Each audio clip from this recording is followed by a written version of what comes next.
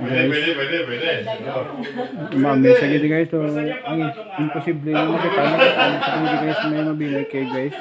Katawang sa mga rock formation, ni guys, amazing guys. Hangawa, hindi guys sa mga makitaan mo guys. Do Castillo nito guys.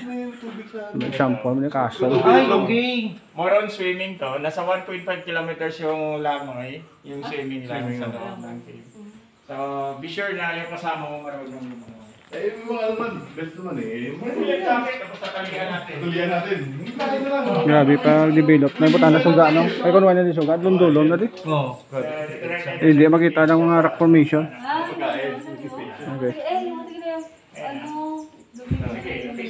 Huwag mo lang masyadong ituon Kami. yung baba niya ha. Kasi minsan nagpupupo siya. Fish. Doon nagpakaon. Di ba sir, mahal yung ano yan, yung Yes, yung pugad. yung pugad niya. Yung pugat mahal na.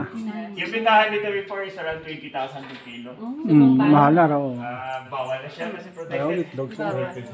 May tourist police. Ano na panawag ni Mando? Sir, ano ang tawag dito sir? Ano? Bali sa sayaw no? O, baling sa sayaw pala. Bali sayaw. Mga swallow. Ang manisan nga kon. Itlog sa mga kuba. Ang maganda dito is dual to siya eh. They survive dark space at saka yung outside. Hindi tulad ng bats na purely nocturnal. Hello. Ayun na. Damo sa itlog.